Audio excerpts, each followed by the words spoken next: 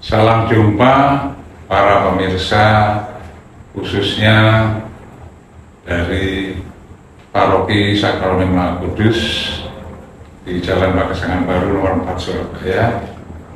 Perkenalkan, saya Ferry Bedis, yang mana oleh Romo Kepala Paroki ditunjuk sebagai Ketua Seksi Lansia.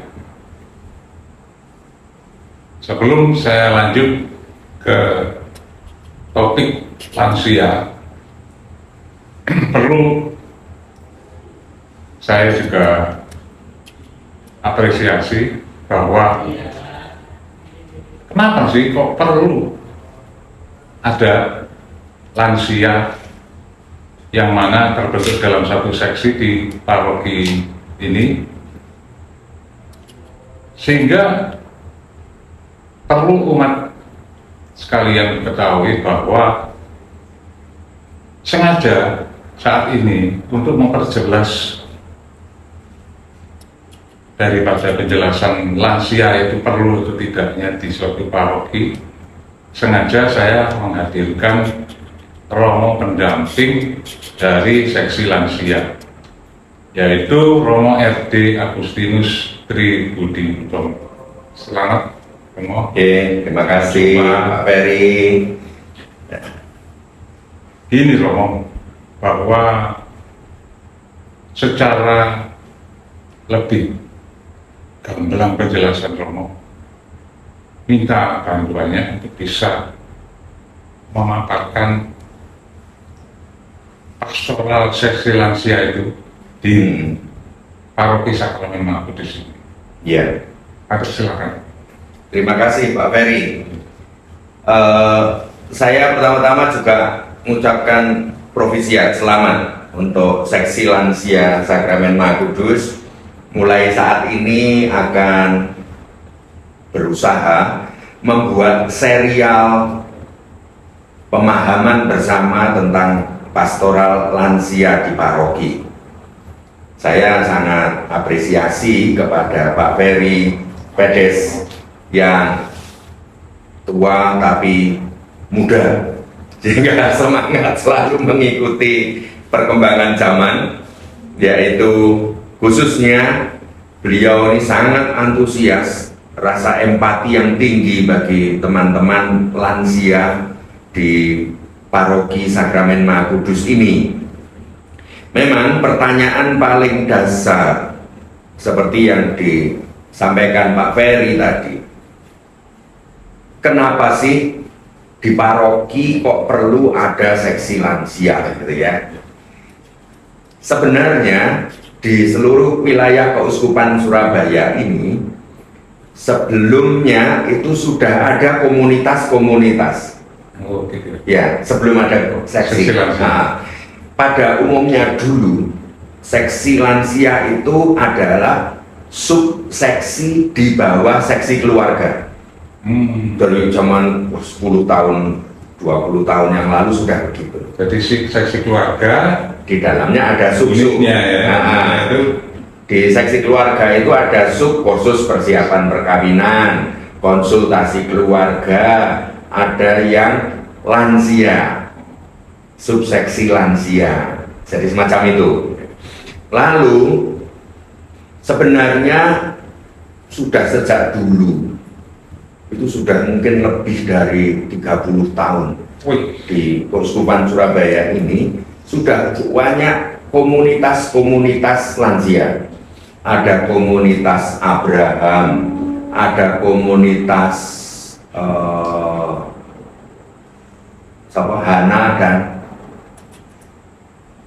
Hana, lalu komunitas Abraham ya, ada macam-macam ya, memang ada komunitas lansia kayak gitu, ada namanya macam-macam.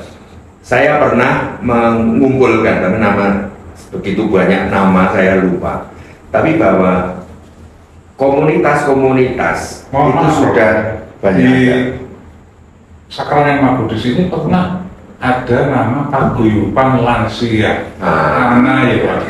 Nah, Ana yo yakin. Ada yang paguyuban lansia Ana yo yakin. Ada yang komunitas yo yakin. Ya. Komunitas Hana, ada macam-macam. Oke ya. Jadi dulu malah sudah ada Sudah ya. ada. Sejak tahun 2019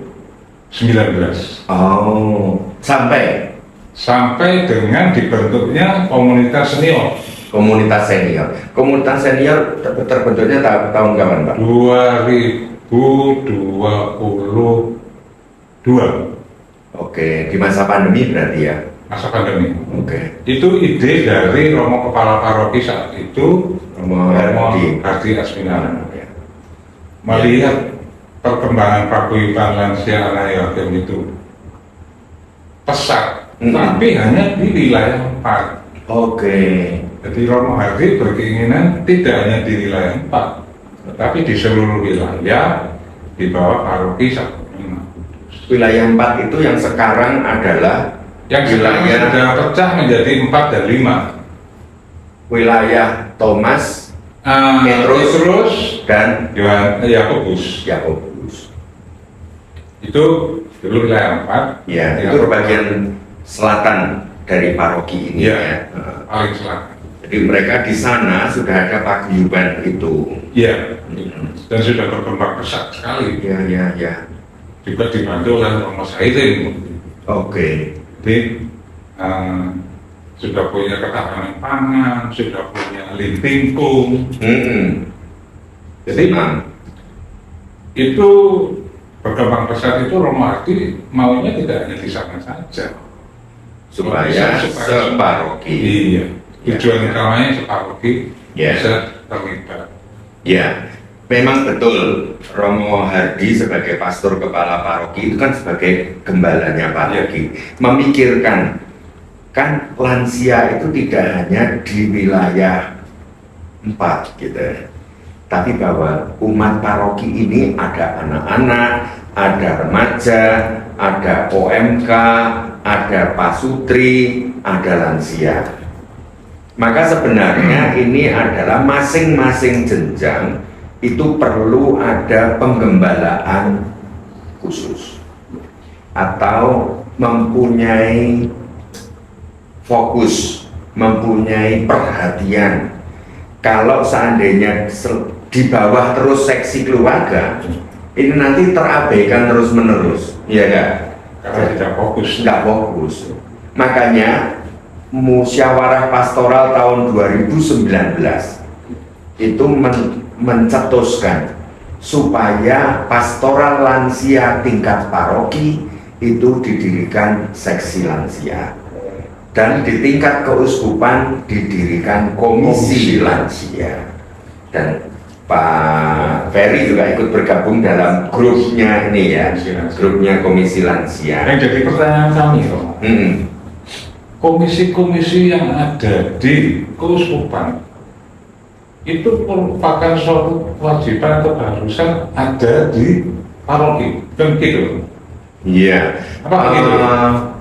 Tidak otomatis begitu sebenarnya. Tidak otomatis. Bahwa komisi di keuskupan ada karena kebutuhan di tingkat keuskupan.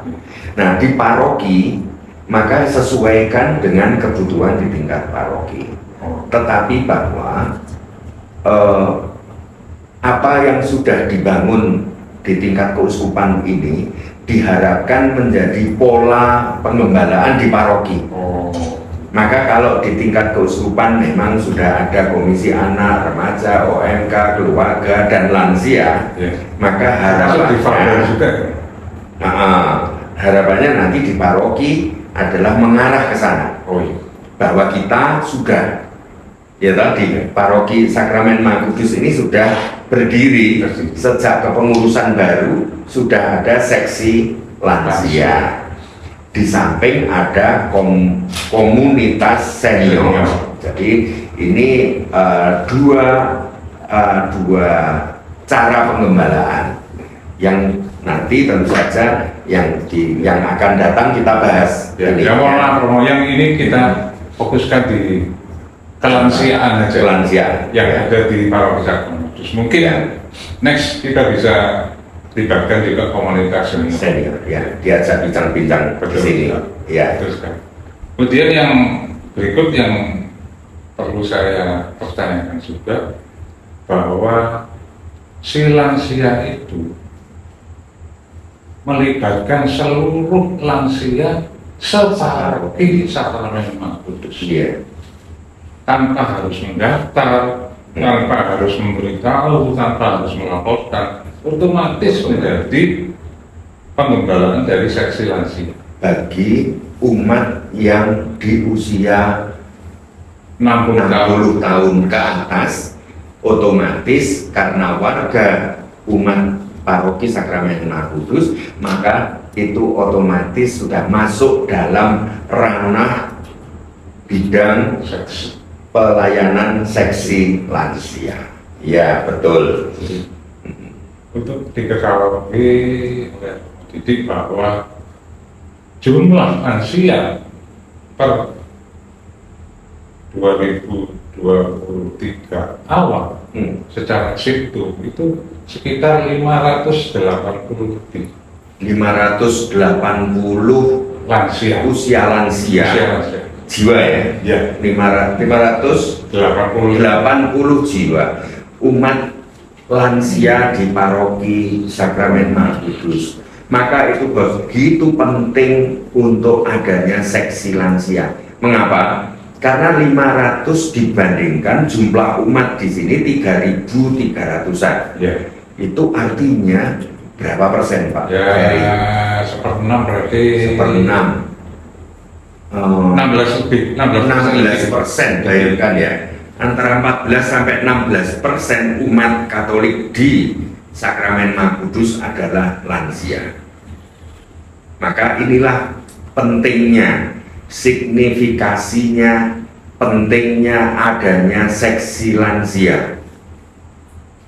Maka di sini pertanyaan kembali ke awal tadi yang ditanyakan, untuk apa sebenarnya seksi lansia ini? Iya kan? Nah, sebenarnya ada 5 tugas gereja di dalam pastoral lansia ini.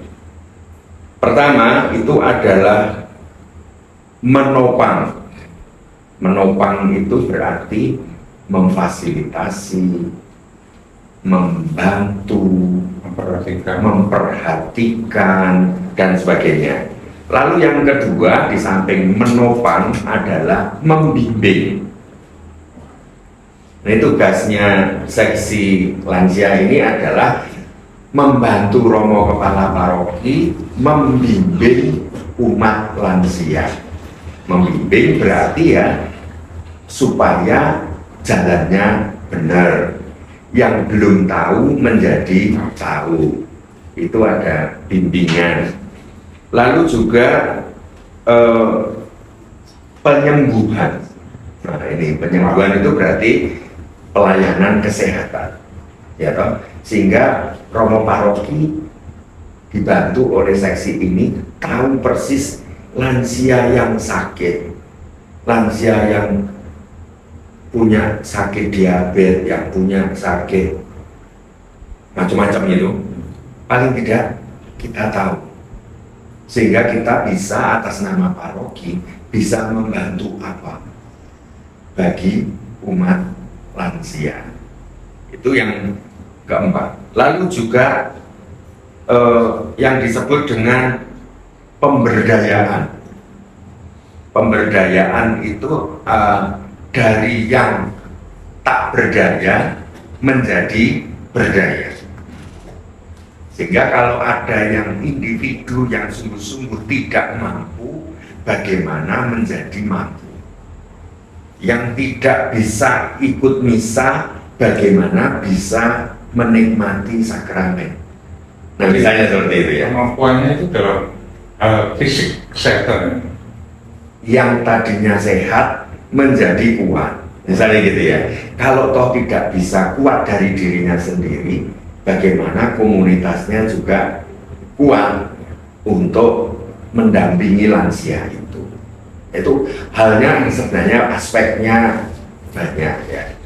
Jadi pastoral lansia itu bukan hanya pada diri lansia, nanti juga pada komunitas yang ada, lingkungannya, tetangganya, sehingga bisa membantu lansia itu supaya bisa berdaya, supaya bisa terselamatkan, supaya bisa terdampingi, macam itu kira-kira.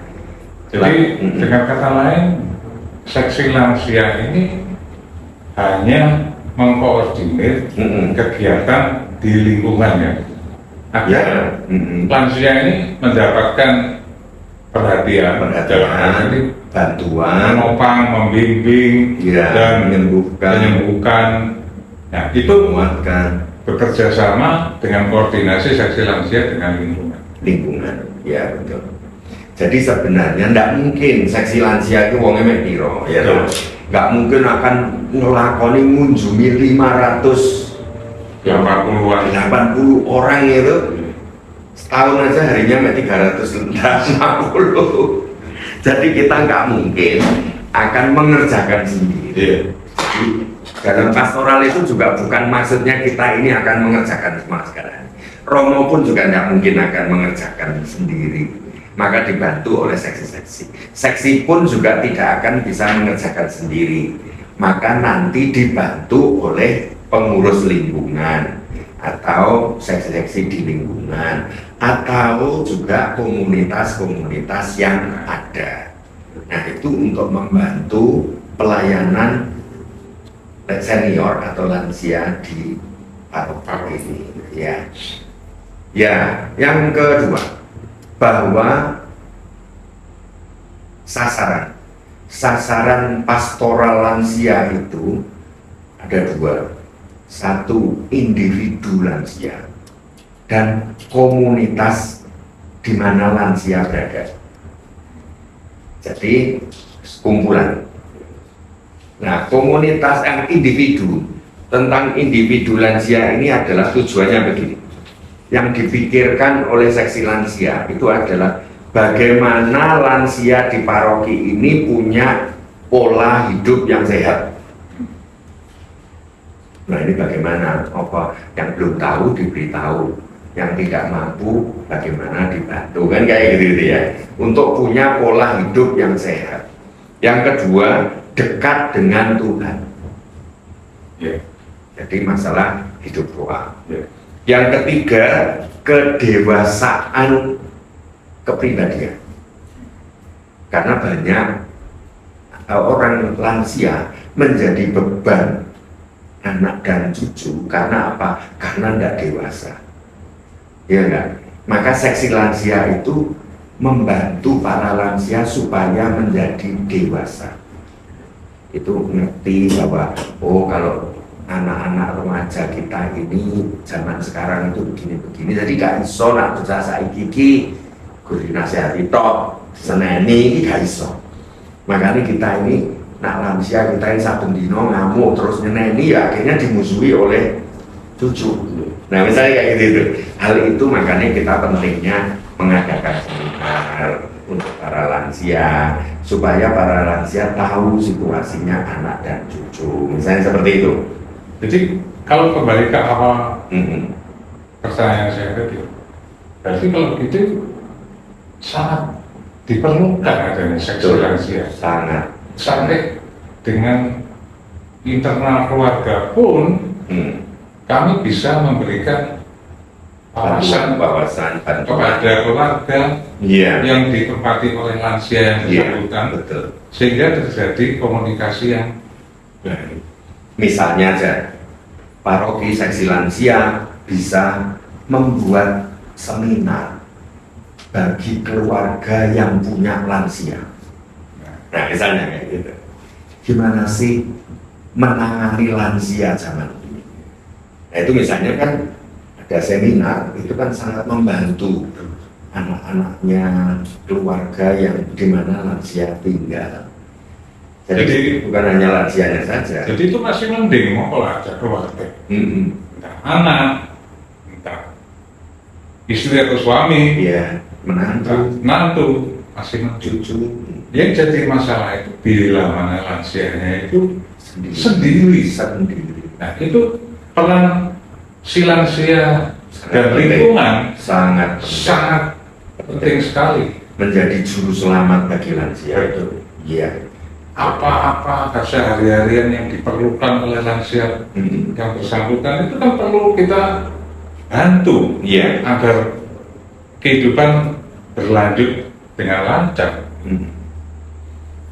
Ya, makanya nanti tujuan salah satu pastoral lansia adalah lansianya itu menjadi sehat, menjadi dewasa, menjadi dekat dengan Tuhan, menjadi hidupnya ini menjadi penuh makna gitu.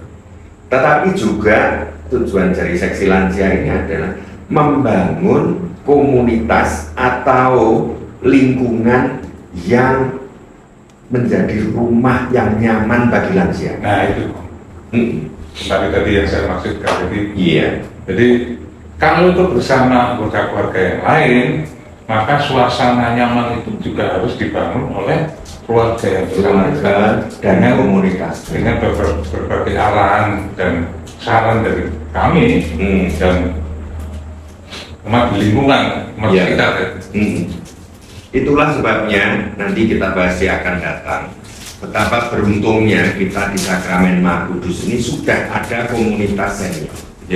Sehingga itu bisa membantu seksi lansia. Sebagian besar tugas seksi lansia bisa dibantu oleh komunitas senior bagi anggota-anggotanya. Nah itu hal yang sangat menguntungkan di sini. Sesuai arahan Romo Didik waktu pembekalan dari kehidupan itu pun kan menempatkan konsen itu sebagai mitra utama dari seksi lansia. Dan saya maksudkan dan saya gambarkan itu nanti di dalam menjalankan program seksi lansia di 2024 ini, saya akan selalu berkolaborasi dengan Komsen dan seksi keluarga. Sebenarnya juga seksi keluarga. Dan komsen itu apa nanti next kita bahas lagi yang detail. Nah, sekarang saya fokuslah kepada Romo Didik mengenai gerak dan langkah si lansia ini di 2024 ini. Jadi sesuai dengan program kerja yang kita buat di Pacet gitu itu kalau kami salah satu yang paling menjadi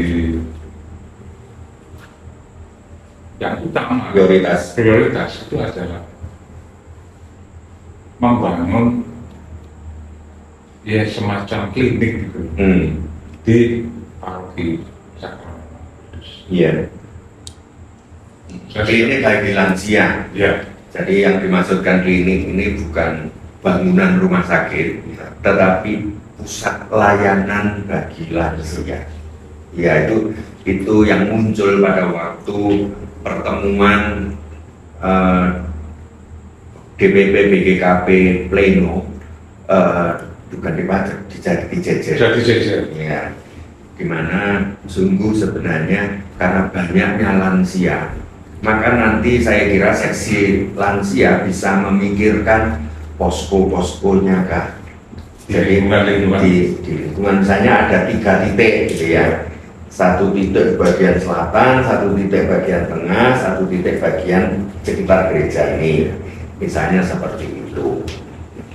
Saya kira baik. Langkah pertama yang saya anjurkan itu adalah tes darah tinggi dan gula. Dua itu yang menurut kami sangat penting sekali mempengaruhi kesehatan fisik dari lansia yang bersangkutan. Itu dulu yang kita utamakan. Dan secara administratif tercatat. Jadi next dia kembali itu ada rekor di sini. Tadinya sekian menjadi sekian. Nah, itu maksud kami. Jadi monitoring dari sisi kesehatan lansia. Saya kira nanti bisa.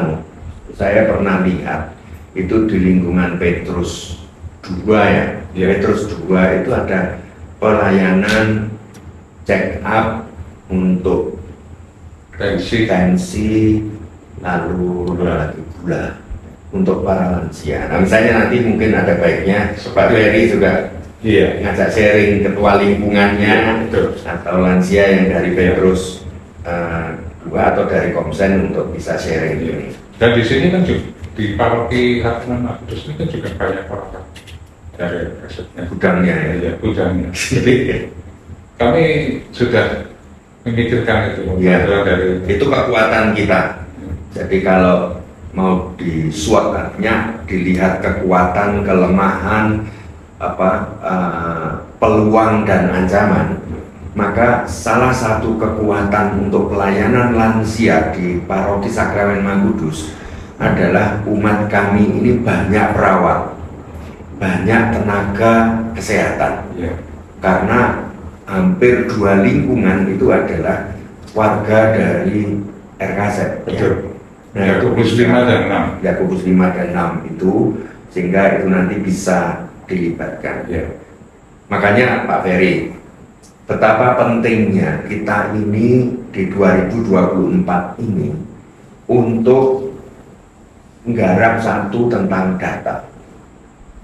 data jumlah umat lansia setiap lingkungan dengan segala jenisnya.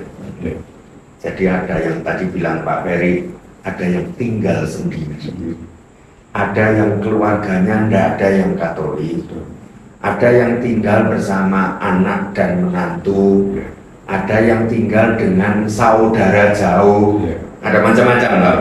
Misalnya itu dari sisi tinggal. Itu saya kira itu dulu, baru tahap berikutnya nanti data kita lengkapi lagi.